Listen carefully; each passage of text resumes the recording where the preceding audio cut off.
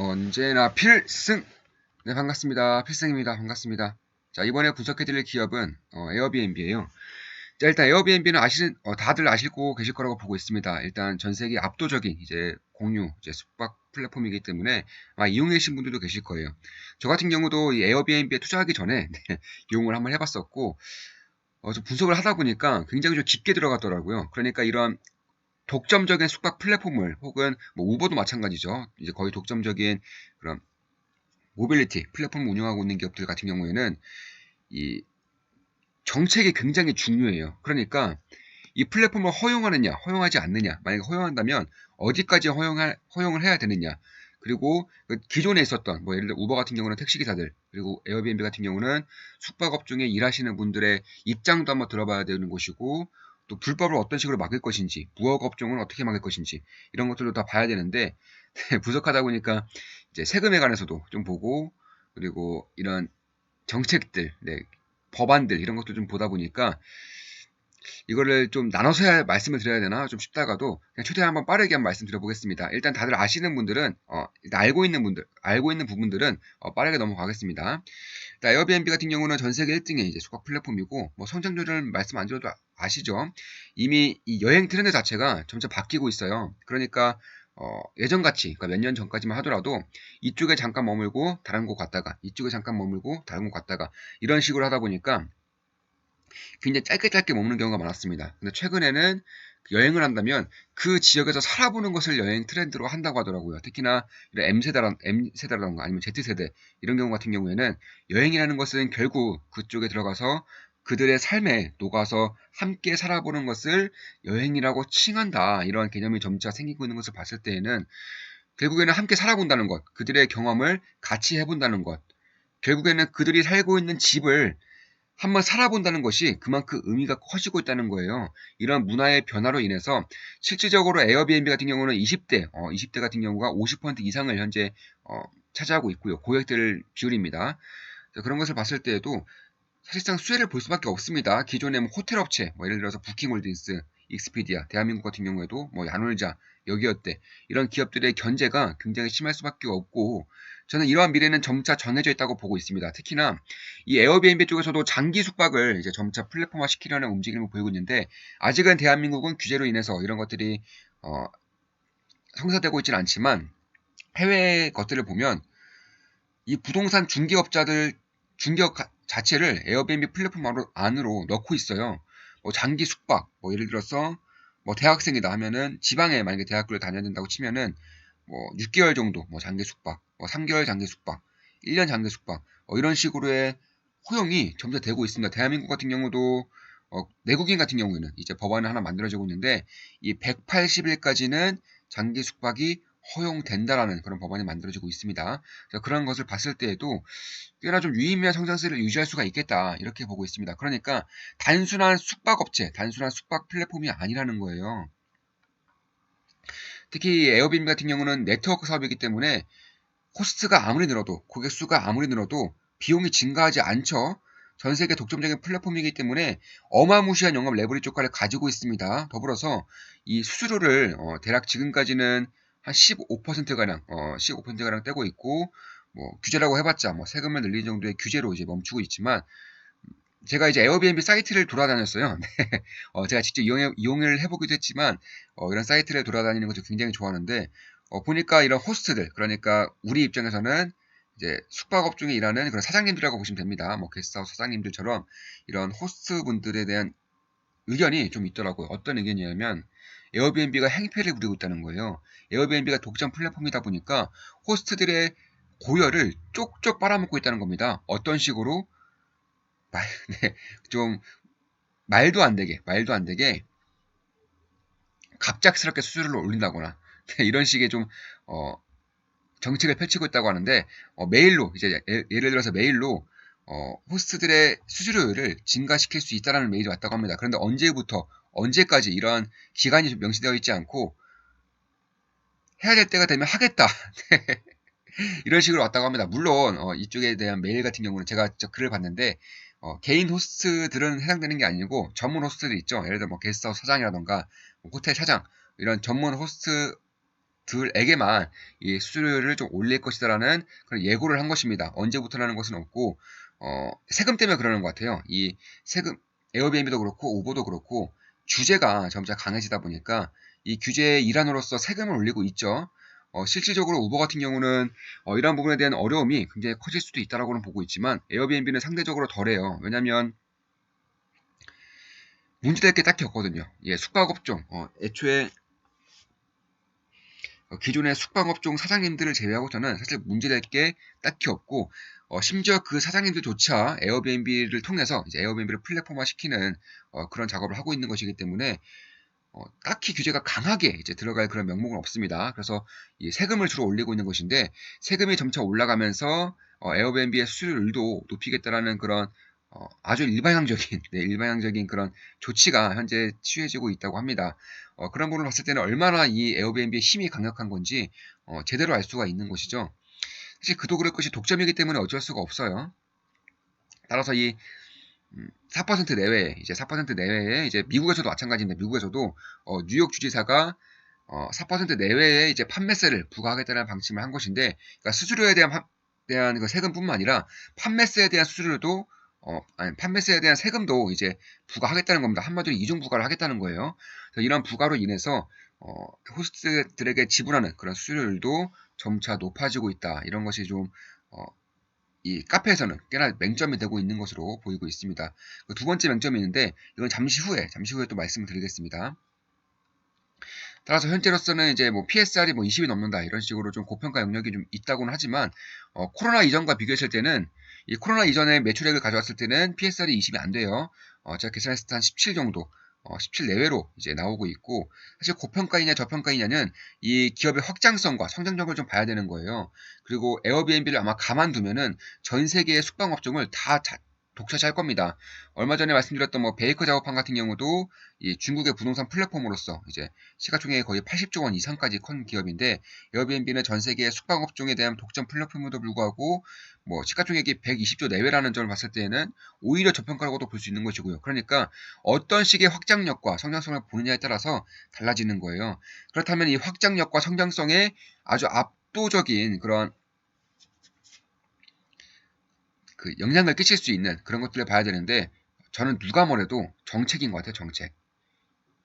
이 정책으로 규제를 하지 않으면, 그러니까 규제죠, 규제.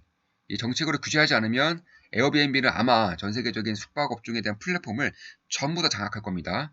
현재 대한민국도 굉장히 강하게 이제 규제를 하고 있는 국가 중에 하나인데, 그 대표적으로 에어비앤비로 대부분이 이제 개인 호스트들이 만약에 에어비앤비를 한다고 할 때 그 대부분이 외국인 민박 사업입니다. 그러니까 사업자 인증을 할 때 뭐 호스트, 뭐 민박업, 숙박업 이런 식으로 할 수 있는 것인데, 이제 호텔이라던가 아니면 게스트하우스를 제외하고서는 거의 대부분이 하는 사업은 외국인 민박 사업 정도로 이제 나눠질 수가 있는 것인데, 이게 내국인이 안 돼요.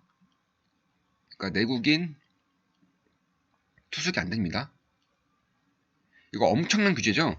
그러니까 내가 만 집을 샀어. 근데 집을 전세도 안 주고 월세도 안 주고 있는데 이거 에어비앤비로 좀 주고 싶다. 왜냐면 평소에는 내가 이 집에서 살고 있지만 뭐 방학이라던가 아니면 출장을 자주 가는 일이 있어서 이 비는 날에만 에어비앤비를 쓰고 싶다 하는 경우에는 사실 에어비앤비를 할 수 있죠. 그런데 문제가 이 내국인은 안 된다는 거예요. 이런 개인 사업자들이 내국인에게 할 수 있는 방법이 굉장히 협소하다는 겁니다. 그런데 뭐 아시는 분들은 아실 거예요. 에어비앤비를 좀 사용하신 분들은 나 한국인인데 개인 집에서 머문 적이 있다 이러신 분들이 계실 거예요. 그럼 90% 이상은 불법입니다. 네, 거의 실질적으로 에어비앤비에 등록되어 있는 숙박업소들 자체가 거의 대부분이 50% 이상이 이제 무허가 무허가 그 숙박이라고 합니다. 그러니까 이 플랫폼이 워낙에 좀 거대하다 보니까 이 정부 측에서도, 그러니까 정부 기관 측에서도 단속하는 것이 쉽지가 않고, 그리고 에어비앤비 측에서도 아무래도 좀 코스 자체가 고객이 되다 보니까 좀 막지 않는 모습을 보이고 있는 것 같습니다. 그래서 그런 부분을 봤을 때에는 사실 그런데 좀 굉장히 좀 에어비앤비에게는 규제체로 다가올 수 있죠. 왜냐하면 이거를 이제 좀 타이트하게 정책을 바꾼다거나 혹은 지금 이제 마스크를 안 쓰면 뭐 예를 들어서 뭐 범칙금을 부과하는 과태료를 부과하는 것처럼 좀 강력하게 이제 체크 같은 것을 하겠다라고 나서게 되면 에어비앤비의 매출액은 당연히 많이 꺾일 수밖에 없어요. 그런데 그래서 이 정책에 대한 방향성과 규제에 대한 방향성을 좀 봐야 되는 것인데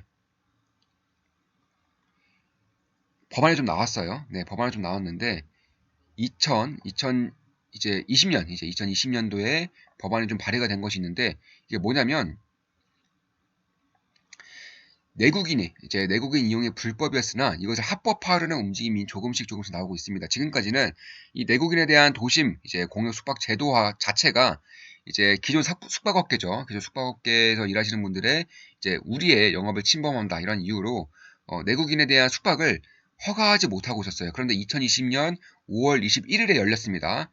정세균 국무총리 주재로서 이런 법안을 만들어냈는데 외국인 관광객만을 대상으로 영업 허가가 났던 도시 지역 공유 숙박 서비스를 내국인에게도 허용하게끔 하는 방안이 지금 나오고 있습니다. 그러니까 몇몇 그런 조건들을 하면 예를 들어서 뭐 이런 조건들이 있겠죠. 내가 아파트를 살고 있는데 물론 오피스라던가 원룸은 안 돼요. 오피스 원룸은 에어비앤비 이런 자체가 안 됩니다. 왜냐면 굉장히 좀 리스키하기 때문에 위험성이 좀 있기 때문에 내가 만약에 아파트를 가지고 있는데 내가 여기에 실거주를 하고 있어요. 실거주를 하고 있어서 방을 하나 빌려준다거나 혹은 내가 출장을 가기 때문에 일주일 동안만 에어비앤비를 쓰고 싶다거나 이런 식으로 할 때에는 그러니까 양옆에 호수의 동의를 받고 또 아래 위층의 호수의 동의를 받고 그거를 지자체에 신청을 하면은 지자체에서도 허가를 해주고 그 다음에 에어비앤비 또 신청을 하게 되는 것이죠. 이런 식의 조건을 단 이후에 내국인의 숙박도 허용을 해주겠다는 그런 법안이 작년에 나왔어요. 왜냐하면 사실 이게 불법을 하다 보니까 세금을 많이 못 걷게 되는 것도 맞는 것이고 이것을 언제까지 막을 수는 없다라는 것을 느끼고 있는 겁니다. 어차피 진행될 건 진행돼요. 이게 규제를 함으로써 허가를 안 해준다고 하더라도 허가를 안 해주는데 에어비앤비를 한다? 그러면 무허가업체가 되는 거예요. 불법업체가 되는 겁니다. 불법업체가 뭐죠? 세금을 안 낸다는 거죠. 그래서 이런 것들을 에어비앤비가 이미 워낙에 커졌기 때문에 그리고 에어비앤비에서 호스트로 일하시는 분들이 꽤나 많아졌기 때문에 기존의 숙박업계와 힘이 비슷해지고 있다는 거예요. 그래서 그런 것을 봤을 때에도 그리고 도시 민박업으로서의 영업하는 자택에 본인이 거주하고 있을 거예요. 실거주자여야 된다는 겁니다. 내국인 같은 경우는 180일 동안 관광객을 받을 수 있고요. 이게 조건이에요. 지금 이 법안에 나와 있는 조건입니다. 그리고 외국인 같은 경우에는 안내 서비스를 할 수 있을 정도의 그런 외국인 능력이 있어야 되는 것이고, 뭐 소화기죠. 소화기가 한 대 이상 뭐 설치가 되어 있어야 된다거나, 경보기가 설치되어 있어야 된다거나 이런 식의 조건이 있습니다. 그렇게 까다로운 거 아니고, 그러니까 만약에 이 내국인도 에어비앤비를 할 수 있는 개인 호스트로서 내국인도 숙박을 받을 수 있는 그런 법안이 만들어진다면 이거 엄청난 일이죠. 이거는 지금까지는 뭐 야놀자라던가 여기어때 얘는 굉장히 좀 악재로 작용할 수 있는 부분이에요. 그런 부분을 봤을 때에도 저는 꽤나 좀 될 것 같다. 그런데 문제가 이 법안을 사실상 에어비앤비의 호스트들도 그러니까 합법적인 일을 하고 있는 호스트들도 반길 수도 있겠다라는 느낌이 좀 들어요. 물론 지금 에어비앤비 호스트 카페들을 보면 이쪽에 대한 불만이 상당히 많은 건 맞아요. 이 무허가 업체로 인해서 자신들의 그런 수익을 다 강탈당하고 있다는 거예요. 따라서 차라리 합법적으로 운영하게 함으로써 세금도 매기고요. 그러면 당연히 비용이 올라가겠죠. 무허 같은 경우는 비용이 좀 더 낮다고 합니다. 얘기를 들어보니까. 비용도 좀 더 올라가기 때문에 합법적인 경쟁을 하자 이러한 의견들도 심심치 않게 발견이 되고 있습니다. 이런 부분은 좀 더 봐야 되겠지만 사실 일본 같은 경우는 뭐 대한민국은 이런 식으로 지금 규제 정책 방안이 흘러가고 있고요. 일본 같은 경우는 완전히 막았죠. 일본은 어떻게 막았냐? 지자체에서 허가를 안 해준 곳은 아예 에어비앤비에 등록을 못하게 막았습니다. 그러니까 지자체에서 허가해준 사업자 번호를 에어비앤비에 등록을 못하면 아예 플랫폼을 이용할 수 없도록 막았어요. 그래서 이런 경우는 완전히 좀 강한 그런 규제안이라는 것이고, 다만 작년에 대한민국에서도 마찬가지처럼 이런 식으로 좀 내국인까지 포함하게 하는 그런 식의 법안이 만들어질 경우에는 저는 꽤나 좀 메리트가 있겠다. 그래서 그럼 이뿐만 아니라 중국 외에는 에어비앤비 거기 장악하고 있는데, 그럼 미국도 그렇고 유럽도 봤는데 거의 규제가 세금을 좀 더 많이 매기고 규제는 어느 정도는 풀어주고 있는 그 형태로 좀 나아가고 있는 것 같아요. 미국도 마찬가지고 유럽도 마찬가지고 뭐 우버도 마찬가지죠. 우버도 처음에는 굉장히 부침이 강했죠. 규제가 굉장히 강했었는데 이런 것들을 풀어 나가면서 뭐 고용주, 그러니까 이 노동자죠. 우버 택시 기사들에 대한 그런 고용을 보장해준다거나 최저임금을 보장해준다거나 이런 식의 규제안이 조금씩 만들어지면서 오히려 우버의 확장력이 커진 것처럼 똑같습니다. 에어비앤비 같은 경우에도 이런 내국인 숙박을 허용해주는 동시에 세금을 올려버리는 거예요. 그러면 결국에는 이 정부 당국과 그리고 지자체, 에어비앤비 쪽에서는 윈윈인 그런 상황이 만들어지는 것이죠. 그리고 지금까지 거의 대부분의 이제 불법 이제 에어비앤비를 했었던 호스트들 같은 경우에도 합법적으로 이제 운영을 함으로써 외국인들을 받을 수 있게 되는 거예요. 그래서 그런 것들을 봤을 때에는 저는 이 에어비앤비라던가 우버를 투자할 때는 반드시 이런 규제 방안을 이제 좀 살펴봐야 된다고 생각하고 있어요.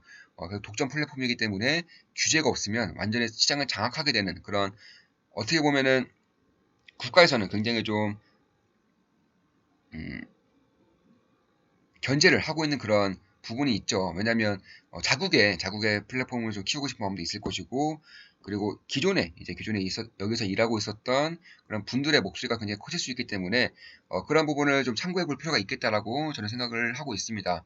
저 역시나 현재 에어비앤비에 투자를 하고 있고요. 이미 수익을 꽤나 이제 내고 있는 것은 사실이에요.